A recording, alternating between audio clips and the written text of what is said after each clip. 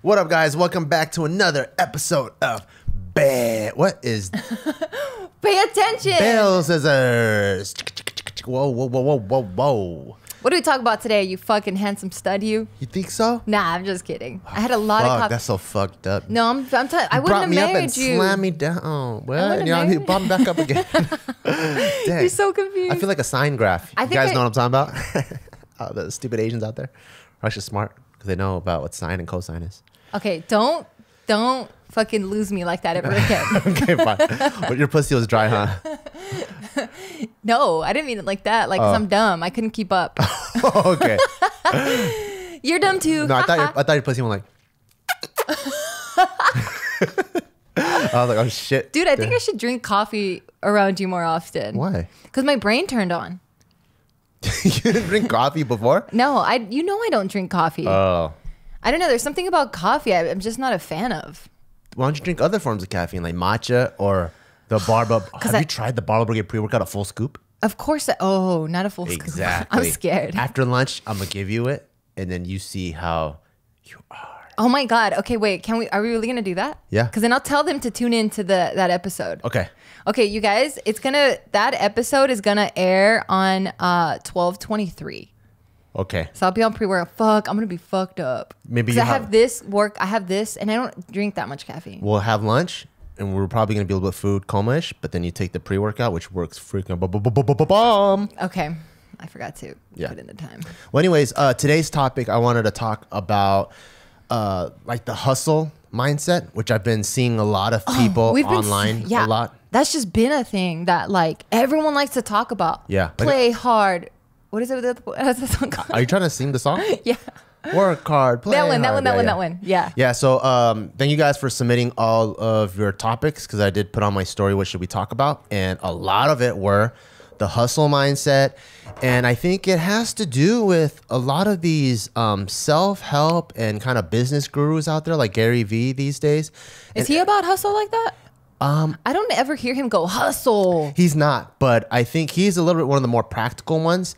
But I think people would, if you were to view social media influencers, you would put him in that group. Like business, he's extreme. Self-help, entrepreneur, like all of that. They would probably put them in one group, you know? Yeah. Like you wouldn't put them in the same group as like Andrew Batch, you know, comedy viners. Like there's comedy people and then he's not a viner. Whatever.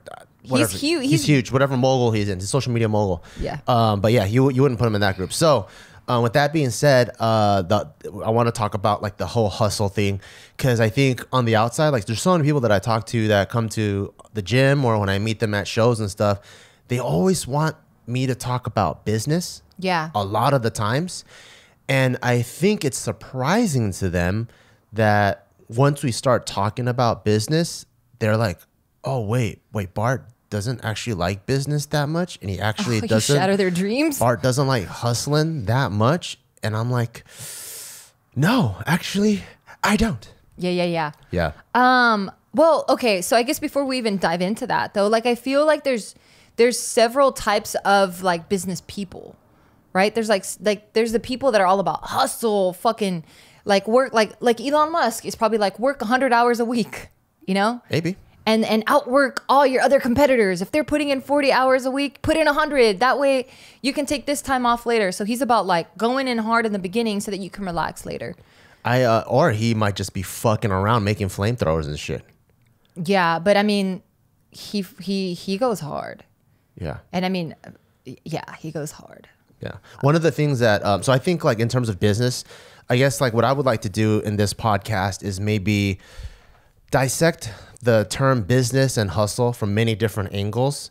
And maybe I can try to share as much insight as I understand about business, at least from the experiences that I have as much as possible. Yeah.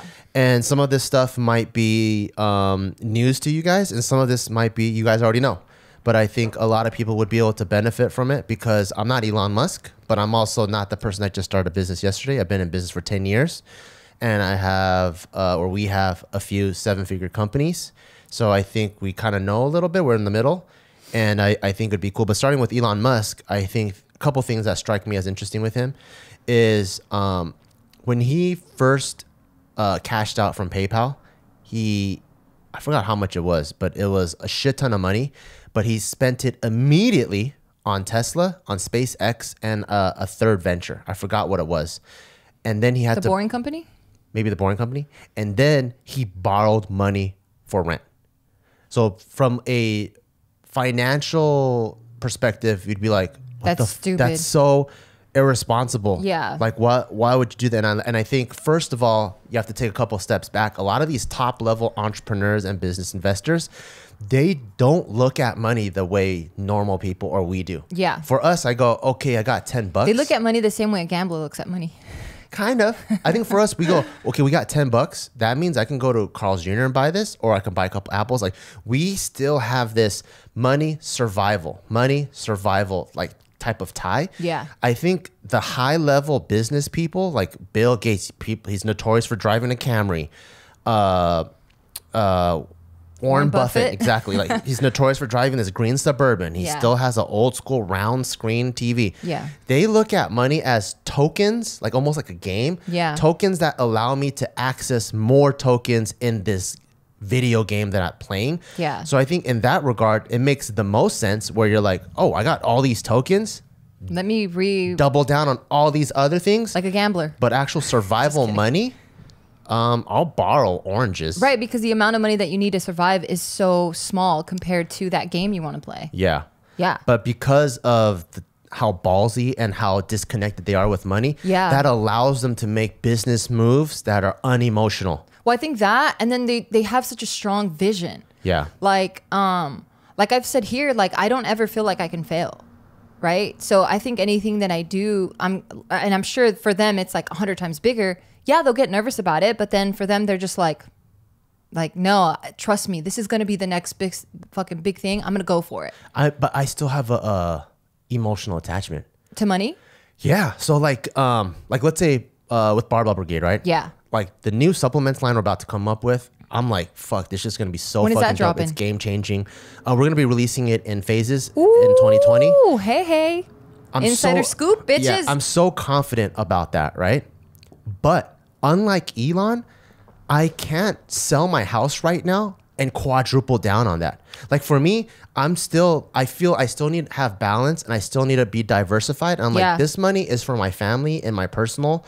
This money is for my business. But I'm sure if we didn't have Taika, I'm sure you would consider it and put that on the table. I knew you were gonna say that. And so one of the guys. You did? Yeah. Oh, what the fuck? Oh my God. Whoa. That's the most action he's gotten all month. So true. So like one of the and I knew you were gonna say that, but so I recently met a guy named Todd Abrams from Icon Meals, probably one of the biggest meal prep companies out there. And when he was already into like tech and all that and investing, and I'm just pulling this out of my ass, but I think he's a 9-figure motherfucker. So when he started Icon, he was in Canada. He sold their house, uprooted him and his wife and his 2 kids, and moved to Texas and shrunk into a 2-bedroom apartment. Because that's how much he believed in his Icon business, right? Yeah. So like when I think of entrepreneur, like actual like quintessential entrepreneurs, that's how disconnected they are with their money, because they don't see it as survival. Oh, this is for my family. It's like, oh, these are my tokens. Fuck my house. Yeah. Like, but for me, I know I'll probably never get there because I still view money as a way to survive. I have an emotional attachment with it. You know? Yeah. Like I go, here's $1,000.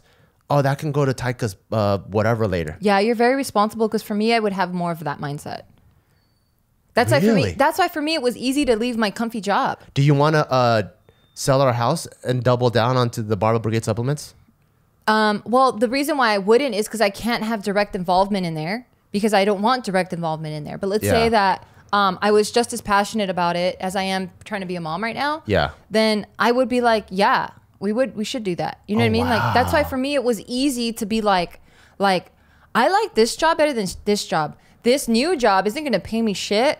I have bills to pay, car payments, rent, insurance, all this stuff. I have about 10K in the bank. I can make it work. Yeah, fuck it. I think you're way more fit to be an entrepreneur and business person than I am. Fuck no. No, I think you are. Fuck no. No, because the one of the biggest things I think that makes a great entrepreneur is the non-emotional attachment to money. I think the minute you're attached, I need balance though, baby. Because the minute I'm you're reckless.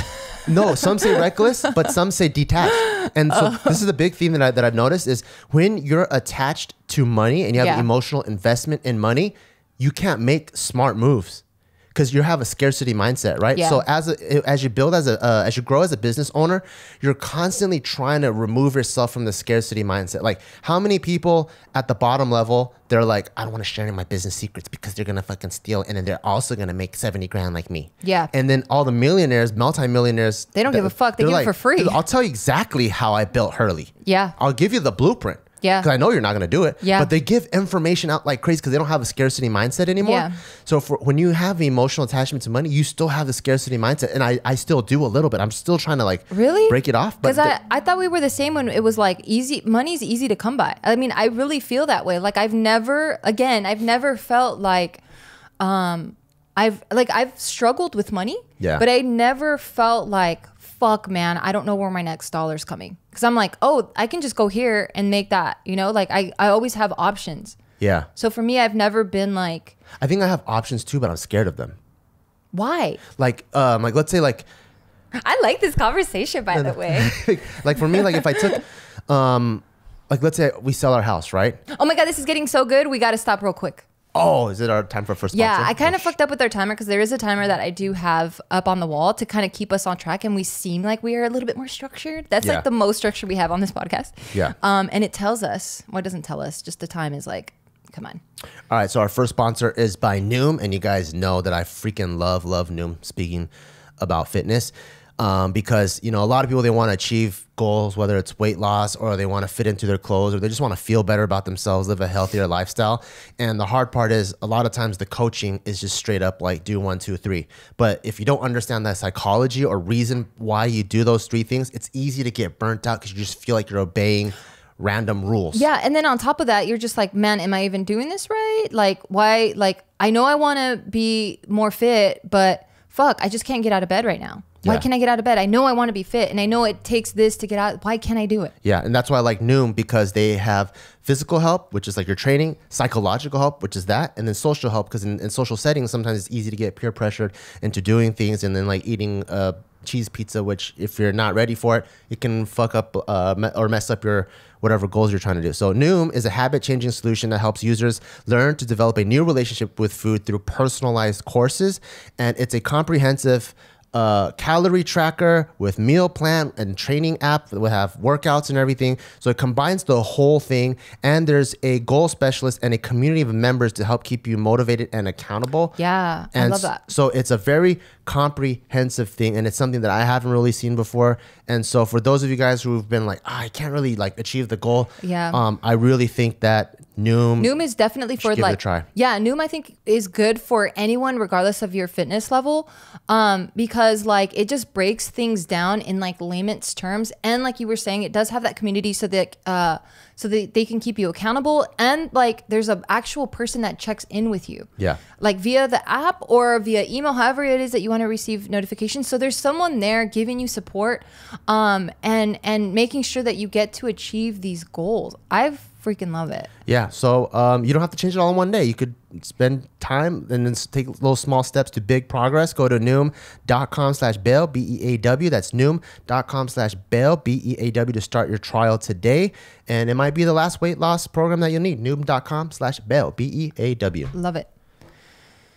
Okay. Yeah. So going back to like the whole business thing, like I can't see myself taking money that I've built for my family that I have a personal attachment to and just going, you know what, this is the next big venture. Let's sell the house, take all this money and double down on this thing. Yeah. I see that differently. I have an emotional attachment to it. So like if I were to tell you, hey babe, this is the plan, I think we should sell it, you'd be down and just move into an apartment like next week?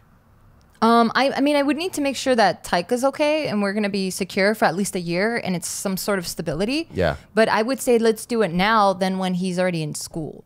I see. Yeah. Damn, I think you're that's much better fitted to be business than I am. No, I'm not. I really suck. But that's why I was so down to support you to do it, because I'm like, wow, you're really passionate about your thing. Well, fuck, I got the money to spare. Go for it. I'll hook you up with that. Because for me, I'm like, money comes and goes. Like, that's just how money works.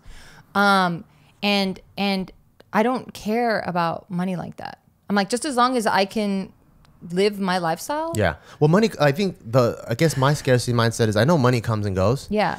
But big money to me, it's hard to come by. It takes time to accumulate. Yeah. And so like, I think for me, like I worked so hard for the past 10, 12 years to establish what we have. Yeah. We have awesome friends. We have a really beautiful house, beautiful kid. And anything he wants or we want to do, I don't really have to think about it. I'm like, cool, let's go on vacation. Let's book a Big Bear cabin. You know, it's like to be able to work so hard and to finally be at a place like this, I don't want to lose it all. Well, I don't think we would lose it all, because I think something that I would share now with you guys listening that I think is just as important, if not more important than actual monetary capital, is relationship capital. Yeah. Like building those bonds with people that are also doing shit, not necessarily in your field, but are also being successful in their life and their specific field. And then if anything does go wrong on our end, then, I mean, we have so many different options again. So I think for me, I see things as options. So I borrow money from Joe and David? I don't even see it as borrowing money. I just see it like, okay, so my shit either failed or I lost or I get that L. Then I'm like, okay, let me help you support. Let me do your thing. Yeah. You know, or like, hey, do you have a position for me there? You know, like I feel like you can get that back. Yeah, I agree. I just don't think I'm as detached from money as you are, and I actually look up to you for that. Oh my God, thank you. Yeah, because I think you'll make. But you save way more than I do, for sure. Because you'll make way more strategic business moves because you're not attached to it in that way. Yeah. You know. I guess that's why we're a good balance. Because for me, I'm just like, if anything needs to go down, I'm like, well, yeah, do it. I mean, when else would you do it? Yeah. But I also don't like playing with money I don't have.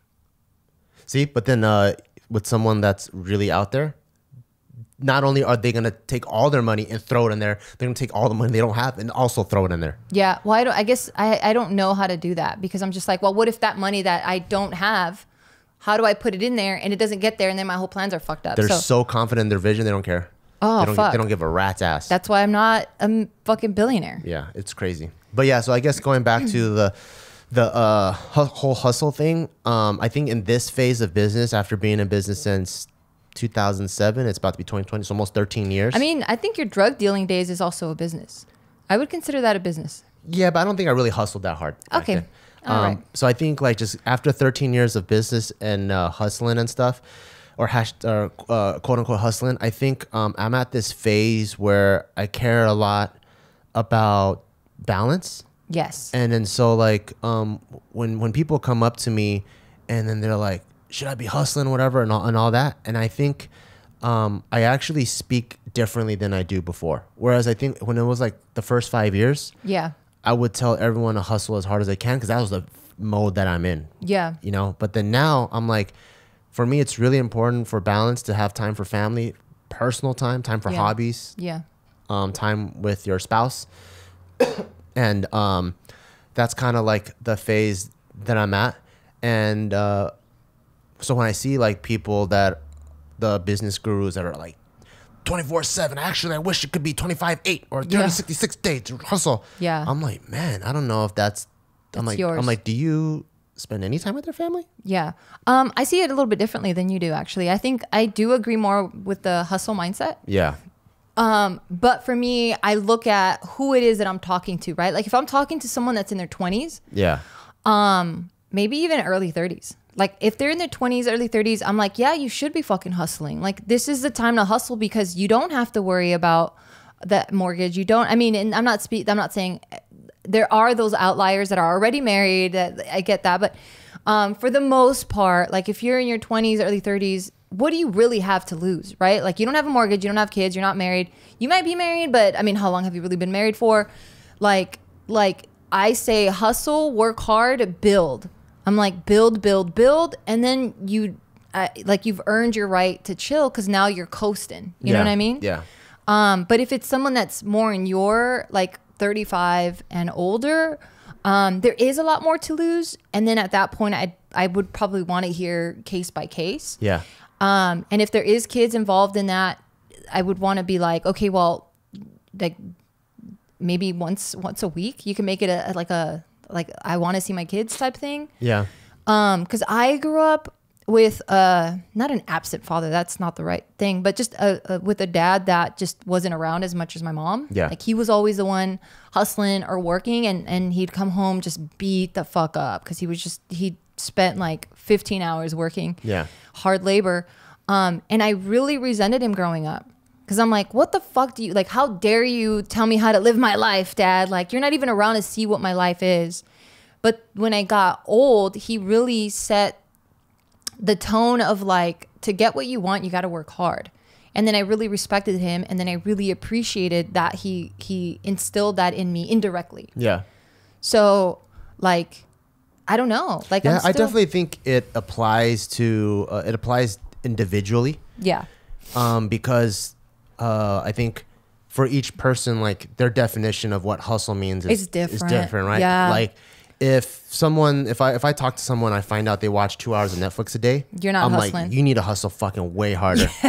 And then I'm like, and if I find out some person is sleeping maybe only 4 hours a day, I'm gonna, before I even go to stop hustling, I'm gonna say you probably need better time management, because I sleep 8 hours a day every single night. And I know Gary Vee does too. Yeah. And then so I'm like, if all of these people that I know that are successful and are doing a lot of shit, and they all can sleep 8 hours a day, I think time management is a huge issue. No, not really. I guess I would have to disagree with that a little bit, because the examples that you gave is you and Gary Vee, right? Both of you guys have teams. Remember when we were first starting, we were wearing like 10 different hats. And I still slept 8 hours a day. No, you didn't. Yes, I did. Oh, well, then I was hustling harder than you. No, but I also think it could be a time management thing. Yeah. I mean, possibly, but if you're a one-man show right now, then you might not even get to sleep. Remember, the reason why I say that, and I think it's a time management thing, because I've seen people work, right? So we've built our team from, it was just me and Joe, to me, Joe, you, Casey, to having other editors and people. And I'm like literally behind watching how people work. Yeah. And you can only sprint for so long. Yeah. Right? As soon as you're done sprinting, there's fatigue. But the problem is people are trying to work under fatigue. Oh, and that's So that's wasting time. That's true. So like when I see people work, like they'll be like, oh, I've been on Facebook. Like I'm like, okay, hey, can you post these ads? Oh, I've been posting on Facebook for like 3 hours. I did 3 hours of work. People don't even know they're being ineffective. Yeah. The way, you know how I answer emails now? When I answer emails, I literally have a timer on my phone. I'm going to go, in 20 minutes, how many emails can I answer? So I do it in 20-minute spurts. So in 20 minutes, I go boom, boom, boom. I'm like fucking rapid firing sprint emails. And then after I'm done, I take a 10-minute break. I go on Instagram. Ooh, that's sexy, baby. That's really good. That's some good advice. I chill a little bit. And then another 20 minutes. Boom. By the time it's like an hour or two, I probably answer like 200 emails. Yeah. Highly effectively, very concise, with very clear communication, while still being able to be on Instagram and still liking comments, whatever, because now Instagram is my break. Yeah.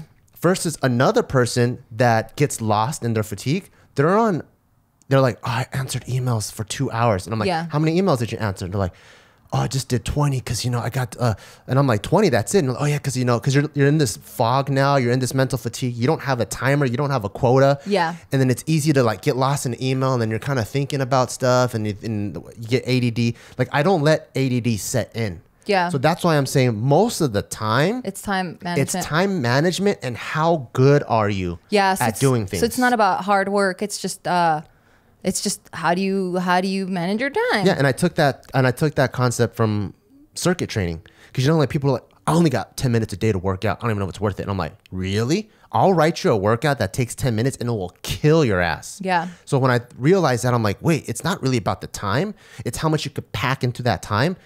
We should be doing sprints throughout the day. So like, like even in my creative meetings now, like if we're trying to get a new idea going, I hate doing 2-hour creative meeting. It's like, okay, if we're doing like 2 hours or an hour, let's do 5-10 minute sprints. Go. Everyone starts pitching. All right, no one's not firing. Let's chill. All all right, here's the next one. And I want to do hard, heavy rounds like that. And we get so many ideas out because people aren't paralyzed by the insecurities in their mind, which slows them down most of the time. Yeah. Well, you know, I'm going to take a quick little break to introduce our next sponsor, Third Love. Y'all, ladies, oh my God. I just love these bras. I just really love these bras. I've used all brands under the damn sun, and nothing has ever fit me as beautifully and as comfortably and as cute as a Third Love bra has. Okay.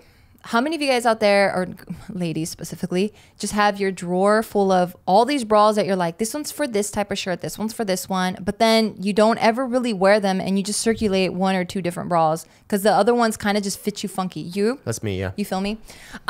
Throw that shit away. Get yourself Third Love. It's all done online, which I absolutely love because you guys already know I'm like super introverted. So you take the 60-second quiz. You pick out what type of boob shape you have. Like, is it asymmetrical? Are they really big? Are they really small? And then they ask you like for your problem areas, like what don't you like about your current bras, or what did you wish your bras had? And then you pick all that. Like, I want my boobs to be perky, or I don't want any nipple, or I want it to feel like I'm wearing nothing at all. And then once you take that quiz, it recommends what they feel like is your perfect style of bra.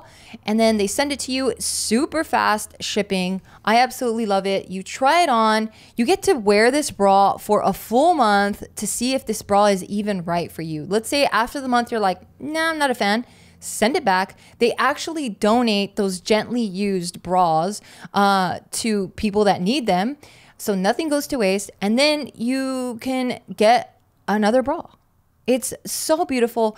You really don't miss out on anything. So you guys, if you want to give your girl an awesome present, get her Third Love. Ladies, if you just want your boobies to feel good, your shoulders and your back to feel good, get Third Love. Go to thirdlove.com/Beaw, BEAW now, and find your perfect fitting bra. And you're going to get 15% off your first purchase. This ain't no Black Friday. This ain't no Cyber Monday. Like, you're still getting hooked the fuck up. That's thirdlove.com/Beaw for 15% off today. Yeah. So I think most of it is a time management issue when they can't sleep. Yeah. Or when they can't get 8 hours of sleep. Yeah. Because for me, I think in order to be effective, I need my full sleep. That's true. Because I need to wake up. It's like charging your batteries for a camera, right? Like, I need my batteries completely charged. Then I can hit the ground running, and then I'm constantly doing sprints all day throughout the day. Yeah. I don't allow myself to get lost in the fog of things. So that's when you slow down and you're completely unproductive. Yeah, I'm a little bit different than you are. But I do like that approach of like hitting it hard 15, 20 minutes, pause, or going like, I like those short bursts of things. But I do notice when I get into like this flow state of things, this is me when I'm being more creative. And I do like to feel a little bit more fatigued and tired, because that's when I get really, really creative. Because I think all my insecurities, inhibitions, they go away because now I'm kind of loopy. Yeah. And that's when like some real good shit happens for me. Tight. It's weird, right? Yeah. Like every person has their thing. And everyone functions differently. So if I can be a little bit tired, I'm good. Yeah. But that's also thinking as a creative artist. Yeah. Whereas I'm thinking as a business owner. I see. So when I'm thinking in terms of business, creativity is just the means to business. Yeah, it is. Right? So like I can't, like for me, it's like, okay, what are my quotas? If I have to produce 10 songs this month, right, I can't get lost in making the best song that one month. That's very true. So it's a little bit different. I have to put a cap on it. I agree. I agree with that. Yeah. But if you're just trying to be an artist, I agree. Flow state is the best. Yeah. Because like you really just get lost, and then like there's like all these, like your childhood, everything just comes together and you make something super dope. Yeah, that's very true. Because when we have our meetings, like I actually learned this from you, and I thought that was really dope. I go into my meeting, I immediately command like attention in the room. Yes, we do play around. I do keep things lighthearted, but I still make sure that, hey, we're still talking business. I don't let the conversation kind of get away from me. Yeah. In the beginning of our meetings, I'm like, this is what we're going to talk about. This is what we're going to tackle. And I really stick to those points. And I keep it to a limit of an hour max. Yeah. Yeah. One thing that I do really like about the hustle thing is I think when people first start, like whether you're a student or you're a business owner or you're getting into anything, I do really like, you remember like back in high school, like any sport you play, there's pretty much Hell Week. Yeah. Right? So like the Hell Week, or sometimes it's 2 weeks, but it's a week of almost the hardest practice and training that you're going to have. and it kind of jumpstarts you, and it lets you know, okay, so that's pain. I'm nowhere near that. I'm nowhere near that. Okay, cool. Then you start the actual first week of practice. You're like, this is easy. And it's easy, and you know something to gauge it off of. Yeah. And so what I really like about that is, I think everyone in the beginning of whatever they're doing, being a student or whatever, I think they should do all the all-nighters. They should do all the eat one meal a days. They should do all of the hardest, pushing myself to the brink of exhaustion, and maybe even if they get sick or whatever, but they really know what they're made of. Yeah. And do that for an extended period of time. Do that for like a month, or do it for, I don't know how long, but like, so that you know, okay, this is how much my body can take. And I think it'll be very surprising, because some people that I hear now, they're like, I can't live if I don't watch that show. Right. And then like, but if you really, like, what the fuck? yeah, if you push yourself, you're like, oh, actually I can operate on very little sleep, very little food. I don't need that much entertainment or that much interaction. And now you know what you're capable of. And now you take this type of work tolerance and capacity. And now if you're able to time manage this, you become like the most highly productive people on earth. Yeah, that's why for me, when you guys are like, man, I'm against school, blah blah blah, like it doesn't really teach. For me, I'm very for school. Because I'm actually for school now too. Oh, you changed. I'll talk about that, but I'll go. Okay. So for me, I've always been for school, especially for someone like myself, who I didn't really grow up with a lot of guidance. Like, yes, I had a lot of rules and a lot of boundaries, but I didn't grow up with a lot of guidance. Like, I didn't have anyone really holding my hand and saying, daughter, this is what you do. This is how you do it. This is what, if you do this, it's going to lead to this. You know, like all I really knew was go to school, get degree, get good job. The end. Yeah. So when I got to go to college and a university and stuff, like it taught me about like all-nighters. It taught me about responsibility, meeting deadlines, working in group, like group projects, presenting to the class. Like these are things that I'm still doing now. Well, or I was when I was, you know, more with Barbell and stuff. And JK, yeah. And it taught me all like public speaking. Like it taught me so much structure that I would have never gotten anywhere else if I would have like missed out on college. Yeah. So I think before I was kind of against school a little bit, just because what you really want to learn are like these 1 to 3 things.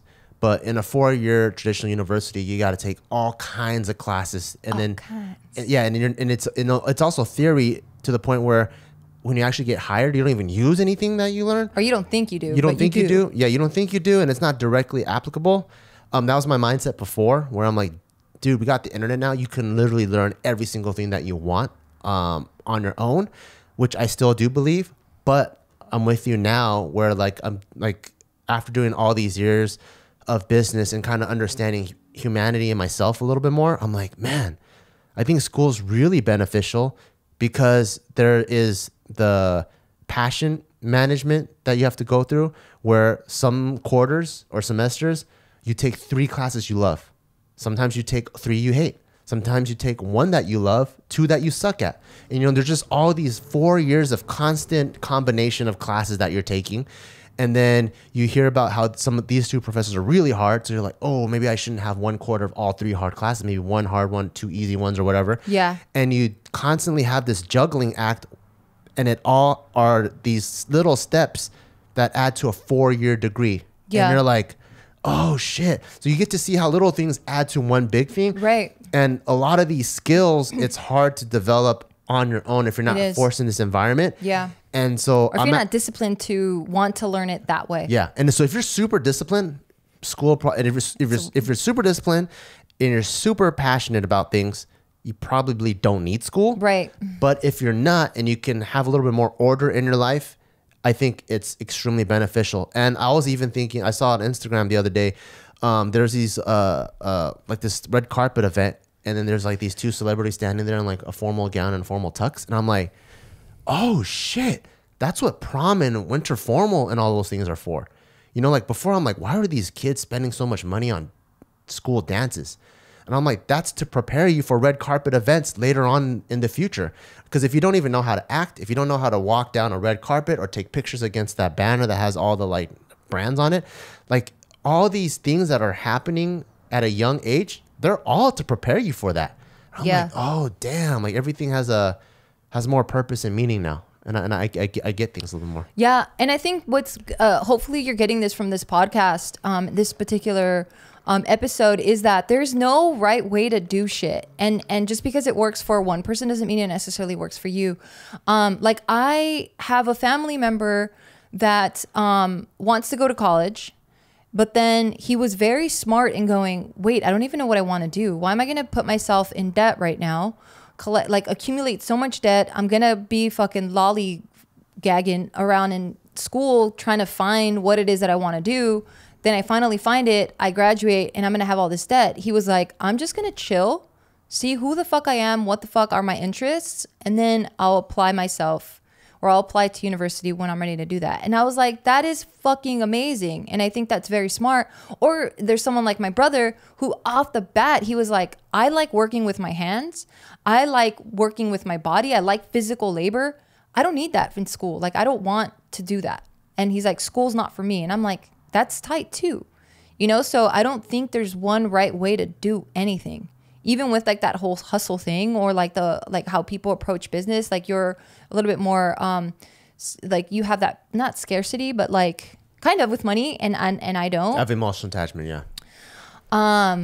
Yeah, but like it can all still be achieved is what's really dope. That I'm like the older I get, I'm seeing that, because I just thought there was only one way to do things. Yeah, at the end of the day, there's no one. I mean, like for every hustle entrepreneur, yeah, there's the one that just had one amazing idea sitting on a couch, and then they're fucking a billionaire too somehow. Yeah. For everyone, there's the other one. Yeah, it's super cool. But yeah, like I feel like people should do shit. You know, should do shit, feel shit. And by do shit, I mean like apply yourself to whatever it is that that idea that you want to do. I say go get up, try it. You know, like you're never really gonna know. Like if I just sat on, I don't know, like if I was just like, I want to do this thing, I don't know, like I want to do, I'm trying to think of an example. Ride a bike? Yeah, I want to learn how to ride a bike. And if I'm just always like, okay, well, I'll do it later. Like I'm never really going to learn what I'm made out of. Yeah. So I'm a big advocate of like what you were saying, where it's like you should spend all-nighters. You should like fucking be in the trenches. And you should never feel above anything. Like, we do know people in our life or in our past lives that were like, I have a degree now, so I'm above all that other shit, and like, I don't need to be scrubbing toilets. Yeah. That's one thing I really liked about the military is, you know, when you go to the recruiting office and you see all these posters of like being in the swamps and stuff, and you got like face paint on, and you're like, oh, that's fucking badass, right? You join the military, and the minute you come out of boot camp, you go to your unit, you're cleaning bathrooms all day. They're emptying out trash and stuff like that. I think that's dope. Yeah, I think it's super dope. Yeah. When I was in that stage, I was like, what happened to those posters at the recruiting? I thought I was gonna be Rambo, but then you come out and then you're like washing urinals, and like in the military, there's no other services that come and do like the cleaning. Job. Yeah, like food is cooked by the military. Your cleaning is by the military. Everything is a self-sufficient system. That's tight. And so what I loved about that is there's ownership in that. There's ownership in the whole system. And you know that if something happens, there's many times you have to jump out of your job description and do things outside of your job description. Yeah. You know, like, so my job was supply administration, and it was a logistical and ordering supplies for my unit and making sure everything's stocked up, from anything from weapons to rounds, to first aid kits, to packs, to anything, right? Even the sharpings that the whole unit uses. And at my unit, I was at 3rd Anglico, so we're constantly in the field doing these field training exercises. And I'm like, I chose this job so I can be a bio major. I'm like, why am I in the field every single drill? And I'm like literally in the field, not taking showers. And then there's like explosions going off, and then you know what that taught me? I'm like, in order to study for my bio still, which I thought I was to be able to go home, every time I had to go to a drill to prepare for it, I would take my bio book, go to Kinko's, and Xerox copy the whole chapter that I have to read. And so while those explosions and shit were going on, I had that in my cargo pocket. So if I knew I had downtime, like while mid-explosion in the middle of the night, wow, so responsible. I'm still highlighting. And so that taught me, like, if you want to do shit, don't let any physical thing pretend hold you back. Because everything that you think is going to hold you back in life, it's actually all in your mind. Yeah. So the two main things that really mattered to me in college was, of course, my degree and studying, getting good grades. The other one is staying jacked. And this is before fitness was big. So you know what I would do? Like, I know I'm spending the next 3 or 4 days in the field, high amounts of cardio, eating only MREs, which is super low in protein and not very nutritious. You know what I did? I brought my own Ziploc bag of protein powder and my own shaker cup. So while I'm putting down MREs, I'm still like, God, I ain't gonna let these fucking muscles go to waste. Gotta make my protein. So I would fucking shake that shit up, drink, still highlighting, learning about molecular biology and doing all of that while still being a Marine. And so I think like, what a badass. I think being able to push yourself to the limits, it's good, because then you realize like, I don't need a desk to study. I don't even need lights to study. I have my fucking earplugs on. I have a rifle on me and a Kevlar, and I'm still studying this motherfucker. And when I go back on Monday, when I go work out at the Wooden Center, none of my muscles are gonna atrophy because I've been drinking protein all weekend long. That's tight. Yeah. Damn, that's a little bit sexy, baby. A little bit. That's a little bit sexy. No, I love that. I love that. And that's something, again, that my parents taught me that I'm so fucking grateful for. They were just like, sometimes you got to do shit that you're not going to get paid for, you know? But you have to take ownership and responsibility, because at the end of the day, you guys are a team, you know? And it's like, and it's like, you're only as strong as your weakest link. So it's like, I don't want to be the fucking weakest link. Like I'm trying to build this. Even if I don't own the company, I always felt like I had a sense of duty to like represent the company in the right light, not talk shit about it to like customers or whatever. Cause I'm like, damn, like I'm a part of this establishment and I should be proud of it. Even if it was like a McDonald's, not that there's anything wrong with McDonald's, but like at a liquor store or whatever, you know? Yeah. And I really love that my parents like didn't even tell me. It was just through their actions I saw that. Yeah. So, like whenever it was that I was hiring anyone for Barbell or whatever, if like the first thing we would always tell them was like, okay, you're going to get hired for this, but you're probably going to end up scrubbing toilets. And if I see that their body language changes, I'm like, you're not a team player. Yeah. Yeah. Like you're not a team player. You think you're better than it. And who knows, you might be, but you're not the person we're looking for. We want people to be like, yeah, I have a master's in fucking biochemistry, but I'm really passionate about fitness. Fuck yeah, I'll wash those toilets. Like I don't want a new member or whatever to walk in here and see that these toilets are dirty. Like that's my name, you know, like I'm proud of this, and I want to put, you know, the company's best foot forward. One of the coolest stories I heard from my friend, or was not only my friend, but I met him once, but then I guess he's my friend now. The one that started Icon Meals, is one of his old business partners was the person that started WordPress. Ooh. So $1 billion company, of course, fucking huge. And it's in like the Silicon Valley, like AppWorld and stuff. And what he told me at WordPress, what they used to do when they hire execs. So at a company like that, when you're an exec, CMO, CFO, CEO, whatever. You're coming in with those flossy suits. You come in with the flossy suits, and it's probably like $500,000 a year type of job, right? So, but what they do is they immediately send your first 2 weeks to customer service, because it's the hardest job in the world. Everyone's complaining. Why is this not that? Why is that not this? And they put you hard in the trenches, and then they slowly work you from the bottom up, so you understand how the company culture is. I love that. And then, okay, cool. Now you go sit in your corner office, but you put in the work, and you proved to the whole team you're going to work with, you're down. I love that. You're down for the cause. And I'm like, that's fucking tight. I love that. And I want to explain why I love that. But first. Our last sponsorship is, oh, I love this. It's Manscaped. Oh, yeah, I love it more. Yeah, Trust so like, me. I'm sure you've seen, but I'm pretty clean down there because I've been using the Manscaped Perfect Package 2.0. What are their names? I love the names that they use. There's the Perfect Package 2.0, the Lawnmower 2.0. And what's awesome about this is because they created this revolutionary technology where it's a redesigned electric trimmer. So it has advanced skin safe technology where it won't nick or snag your nuts. I feel so bad for you guys, which man. All of you guys, if you guys have ever used a razor or just hair clippers, you go, and then I even feel you. Yeah, and then you're like, soap and water gets on it later, and you're like, oh, it stings. Why does it have to sting? So they have skin safe technology, and what's really cool about this is that you can use it in the shower because it's waterproof. And what's dope about that is before, what I used to do is I used to trim my nuts on the toilet. and hopefully all of the pubes fall into the or toilet. outside, and then the birds would get it, use it, or something. That's what you would say. Yeah, I mean, I'm a very eco-friendly kind of guy, and I would have all my pubes fall all over the toilet, and I have to clean up and do all that. So now that I'm using Manscaped, I could just do it right in the shower, and it works really, really good. Now he clogs our drains. I don't clog our drains. Just kidding. Chop the pubes up into little bits and pieces. I'm just So kidding. to get 20% and off and free shipping, use code BEAW, B-E-A-W, at manscaped.com.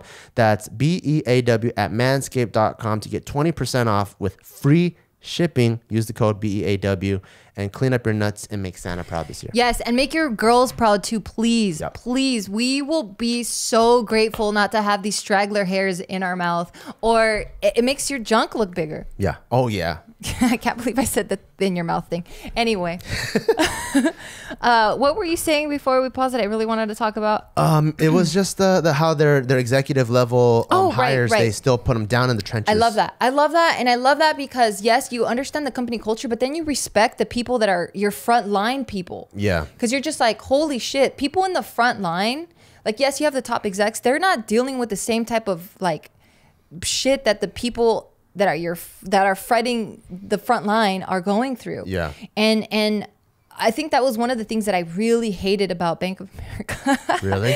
Yeah, because I felt like all these execs were making decisions at the top without really even talking to the people that were actually executing those things and seeing how stupid it really was. You know, like in the Marine Corps, some of the most respected people, we call them Mustangs. So like the enlisted group is kind of like the blue collar workers. The officers are like the white collared. And then every so often you would see an officer in his dress blues or whatever his clothes are. He would have this good conduct ribbon. And you only get good conduct as an enlisted member. So that means they were former enlisted, now officer. So they've seen both sides. And they're highly respected because they understand how the Marine Corps works from the bottom all the way to the top. Yeah. And so you get like, as like a higher up, you get a different type of respect and connection with those people. So now you're really looking out for those people because you know how fucking important those people are. Yeah. So yeah, I love that. And that's why I'm also for that hustle mentality. Cause I feel like you should be able, or at least understand every single facet of the business. Not only for like the survival purpose of it. Cause if some shit goes down, then if you can take it over, cool. But just so that when you make these decisions, you're doing them with all the facts. Yeah. The hustle thing, I think it's really important to push your limits to the brink of exhaustion and knowing like what you're truly made of. But one thing I think I would like to stress that I wish someone told me, and I think it's really important is when you're doing that brink of exhaustion thing, it needs to be a short amount of time. And the reason why I say that is like, because I think as soon as you figure out what you're made of and then you figure out how you can be highly effective, immediately I think it's pretty important to achieve balance. Because in business or anything that you're hustling to do, there's going to be a time where you get burnt out and depressed. It's no matter what, right? And so when you have those two things, the only people that are going to really bring you out of that funk is your friends and family.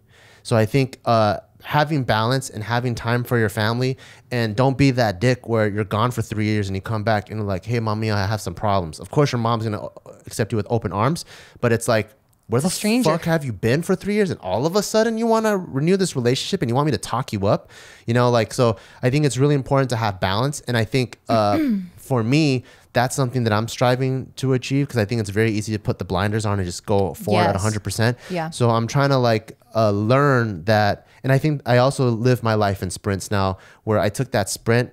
I did sprints in business and I think I'm applying it to life.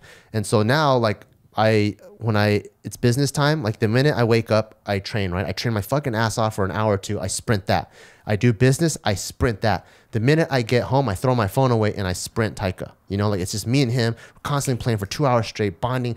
Yeah, he won't even let you because he's like, no phone, no phone. Yeah, like I'm listening to all the stories that he did that day, all the cool memories you guys had. I'm making my own memories with him. And then so I kind of like, I took that sprint and I kind of redefined that mentality where I sprint every part of my life, even to the point when I sleep. When I sleep, go like this, I fucking sprint my sleep for a good 8 hours. You do. I agree with you 100% socially in doing that, because yes, you do have your ups and downs in business, and you definitely need your support system. So you need to nurture that. Yeah. But also in a business stance, I feel like you should be able to remove yourself from the business without it falling apart. Because if you leave and it starts falling apart, that means you don't have the right systems in place. You know what I heard? That's exactly what you're saying. So, I'm not taking away from what you're saying. No. Turn into a pterodactyl. No, I'm adding to what you're saying. Yeah. Where this is my other. I'm just gonna flex all day. So I have a buddy that's Jason Khalipa, big time CrossFitter. And he owns like 20 of the top like CrossFit gyms across the nation. When he had his other buddy, Paul Gomez, who started Hurley. I love him. When he came in to check out his business, what he told him is this. He saw his first business was ran. He goes, "You don't own a business, you own a job." And I was like, when Jason told me that, because we're like fucking best friends now. Yeah. It was like, poof. I was like, yeah, you don't want to own a job, baby. You want to remove yourself from that. You want to own a business. Yeah, because a lot of times you think about it and you're like, wait, I'm an entrepreneur.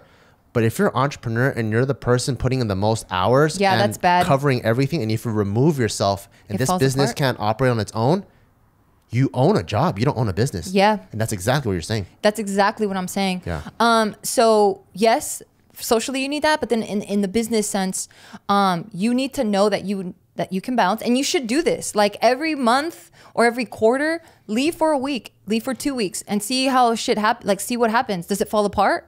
Is it self-sustained? Then and if it's not, you start tweaking it. Like, okay, when I left, this one department got really fucked up. Okay, let's see what happened there. Let's set the right people in that. Let's set the right systems up in that area. Okay, cool.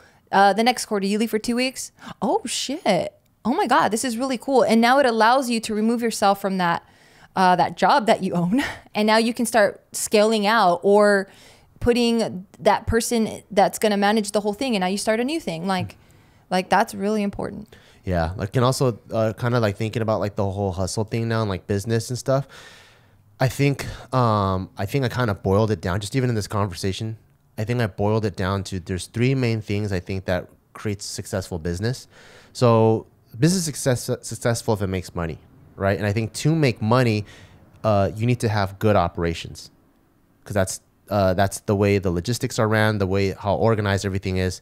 And I think to pair good operations, you also need to have passion, or else you're just going to end up having like Amazon or like just like a manufacturing company, right? Where it just puts stuff out really fast, but you need passion to have products that people want to buy because they could feel your passion. But I think in order to execute passion, you need character. So I would say, like, for those of people that are really looking for like what's the 1, 2, 3 step out of this podcast, I feel like the 3 steps to, in my opinion, to having successful business and probably even just being successful in whatever you want to do, I think you need character, I think you need passion, and I think you need operations. So and hard work. That's the operations part. Oh, okay. And the character, well, actually, that's character part. So I think like and passion. Yeah. So well, I guess it is character. You're right. It's mainly character. So yeah, I think right. like for those of you guys who don't know what you want to do, I think it's pretty important to evaluate yourself and see which parts you're lacking. If you're someone that's extremely passionate about something, maybe you don't need to develop the passion. But if you realize after you work for 30 minutes, you get fatigued, you probably have to work on character a little bit. Or if you feel like you can work really hard, but you're not working smart, maybe you got to work on your operations. Like, how can you be effective? You got to be effective. You got to be passionate about what you're doing, but you also have to have that endurance. And I think those 3 things are pretty successful for actually anything in life, not just business. Yeah. Yeah, I love that. Something that I think is going to be kind of out left field for this, but I feel like helped me a lot, was learning what type of personality type I am. Because, there's that Myers-Briggs. Yeah. Myers-Briggs, probably no S.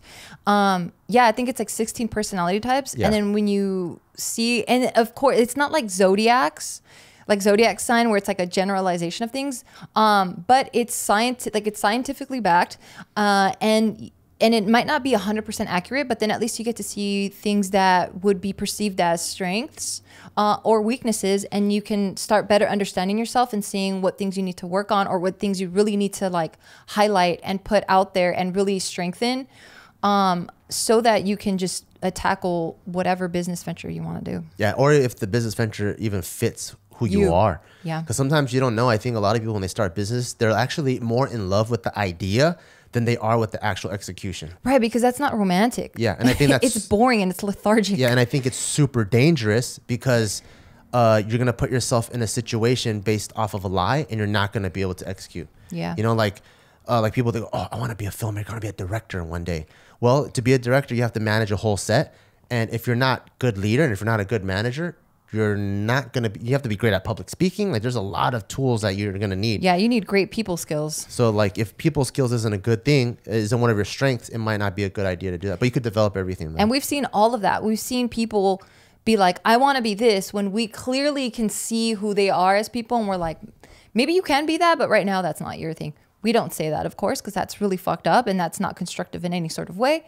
But you'll start seeing it. The more you learn about yourself is when you can recognize these things about you. You can recognize those same things or the lack thereof in other people. And it's so interesting.